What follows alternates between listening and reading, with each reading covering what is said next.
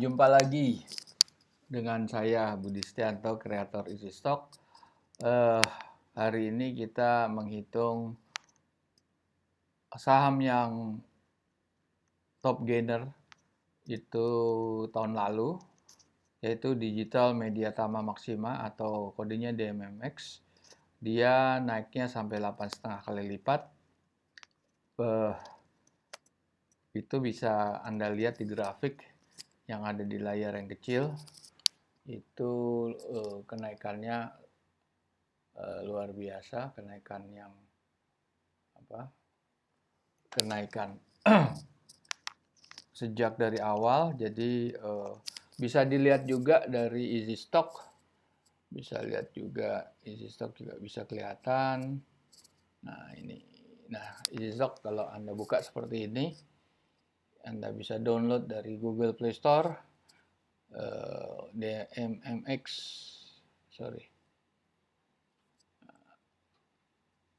Wah, ini nanti kita lihat aja, ini baru kita mau memberikan penjelasan sedikit ya tentang DMMX, apa latar belakangnya.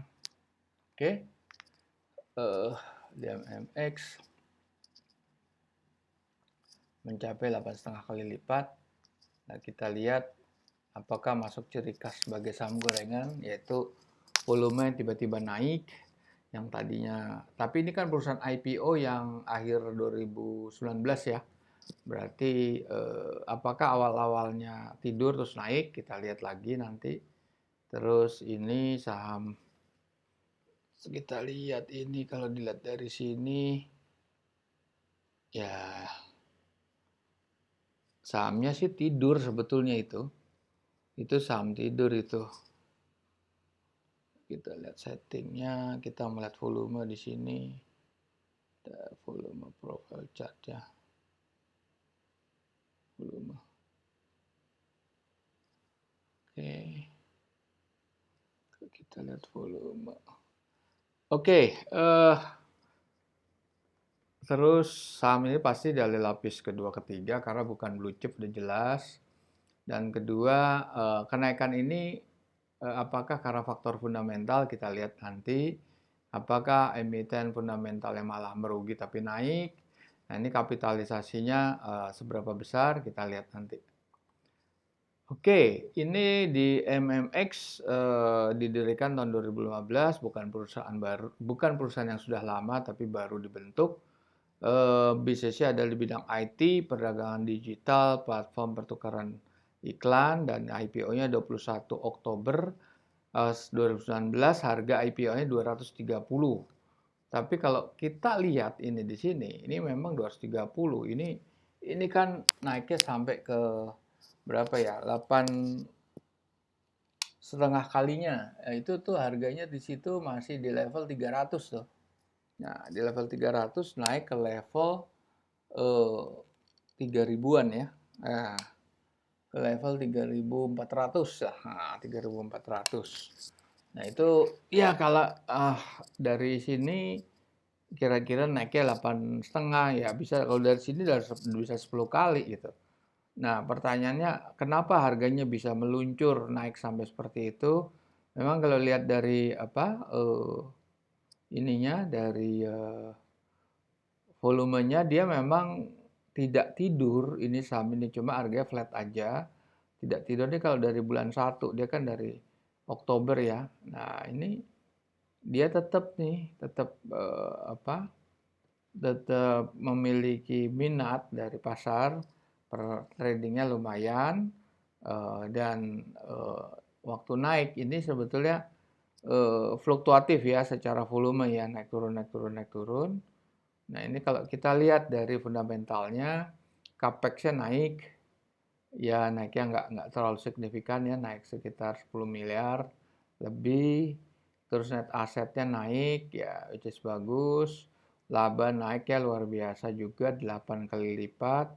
Tapi free cash flow-nya negatif karena belanja modal nih terlalu tinggi. Sehingga belanja modal, dan ini ada nih pendapatan lain-lain nih. Ini ada biaya-biaya lain-lain yang tinggi di sini. Sebetulnya kalau ini di omit, ini mungkin hitungannya lebih bagus. Tapi kita lihat hitungan dari isi stok. Hitungannya, nih kita lihat juga isi stok seperti ini tuh. Kalau Anda lihat di caption yang kecil, kelihatan bahwa, oke,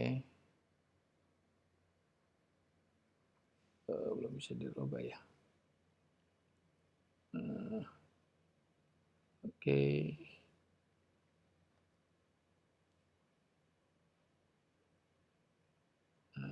Sip.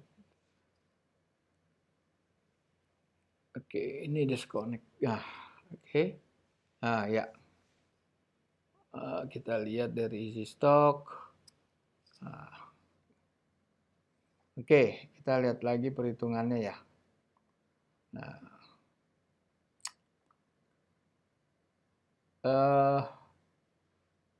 last update-nya itu kan kuartal 3 ya. 2021 ini perhitungannya sudah disetahunkan ya, sudah di 12 bulankan karena kita mengikuti pahamnya Benjamin Graham, valuasinya jadi harus di 12 bulankan. Nah, dia market cap-nya naik 8 kali kalau kita bandingkan dengan tahun sebelumnya. Market cap-nya dari 1,8 triliun menjadi 19 triliun, berarti naik 8 kali. Asetnya di sini naik 35 kali dan labanya naik 9 kali. Nah, ini sebetulnya secara fundamental bagus ini. Nah, pertanyaannya adalah kenapa harganya yang tadinya itu 236 kalau intrinsic value-nya itu cuma 120. Andaikan ini ada namanya intrinsic value discount ya. Ini adalah margin of safety-nya Benjamin Graham yang menerapkan angka 30% yaitu artinya adalah diskonnya 70%. Sekarang kalau tanpa diskon, ini kan berarti dikali 3 ya. 120 kali 3. Ini 360. Nah, harga tertinggi itu mestinya 400. 340, 60, 400 ya. Kenapa dia bisa meluncur sampai 2400? Nah, disinilah yang tanda tanya besar. Ya, kalau prospeknya ke depan, ini tentunya Anda sangat berhati-hati karena kelihatan tuh ya, turun kan. Coba kita lihat hariannya. Turun terus kan. Sampai di puncak 3000 tuh anjlok lagi ke level 2000. Dalam waktu pendek loh itu. Itu waktunya kira-kira 2 minggu lah itu. Tiap hari turun terus. Itu kan luar biasa dari 3000 ke 2000. Itu turunnya 50%. Naik lagi, turun lagi gitu. Nah, ini kita lihat prospek ke depannya berat sekali gitu. Nah, berat ini prospek ke depannya berat tuh kan turun terus dia. Ya kan? Nah, gimana kita bisa merekomendasi ini turunnya luar biasa soalnya. Ya kan? Turunnya luar biasa. Jadi di sini kriterianya sebetulnya fundamentalnya bagus, tetapi ya dari tadi data-data laba yang naik, tapi balik lagi, ini kenapa bisa dikerek sampai begitu tinggi? Ya memang tadi bilang market cap itu kan jumlah saham yang beredar, kalau jumlah saham beredarnya lumayan banyak dia. Dia jumlah saham yang beredar itu 7,6 miliar. Ya, 7,6 miliar. Kalau dikali harga, ya sebetulnya aslinya kalau harganya masih harga-harga wajar, ya harga-harga IPO, itu cuma 1,8 kan market cap-nya. Nah sekarang yang dimiliki publik itu kan 31%, 30%. Secara ini sih ya hitungan ya sebetulnya lumayan ya 30% daripada 20% kepemilikan publik. Tapi balik lagi bahwa awalnya nih perusahaan yang running IPO ini seperti apa? Dia oversubscribe tuh quote unquote ya. Berarti barang tidak ada di market gitu. Waktu Anda mau beli IPO udah nggak ada barangnya. Mungkin dari 30% yang real public itu ya di bawah itu yang jelas, saya nggak tahu persis berapa. Nah, selebihnya yang masuk saham publik itu siapa? Nomini. Nomini adalah bisa banyak orang, bisa ratusan orang, setiap orang punya saham dengan nilai sekian ratus juta dan lain sebagainya. Nomini itu adalah orangnya investor, orangnya bandar sebetulnya. Adalah pegawainya mereka. Mereka yang uang digaji untuk mengoperate suatu usahanya bandar ya. Dan itu mereka akan buka account, tetapi semua dikontrol oleh investor. Semuanya dikontrol oleh bandar, password tradingnya dikontrol oleh mereka, dan mereka juga udah tanda tangan dokumen secara legal untuk setuju mentransfer hasil penjualannya itu ke rekening tertentu. Jadi ya agak susah lah di sini kan perusahaan kita nggak pernah tahu dari awal perusahaan itu digoreng apa enggak.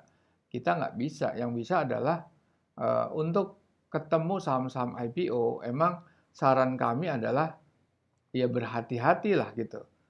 Nah kalau kalau Anda masuk di sini, Anda pasti untung sampai di sini Anda lepas itu untung aja. Tapi yang jadi masalah apakah selalu begini kan enggak. Banyak yang turun masih ke 50 aja banyak kok. Kayak saham apa ya, Dada. Dada itu nggak flat, nggak pernah bergerak nih. Nah, flat abis dia. Tapi sempat naik ke level berapa tuh ya? Level tinggi juga, level 60-an. Tapi flat akhirnya, nggak bergerak. Itu salah satu saham IPO juga yang mungkin dibilang ya gagal juga gitu. Nah, ya oke. Di situ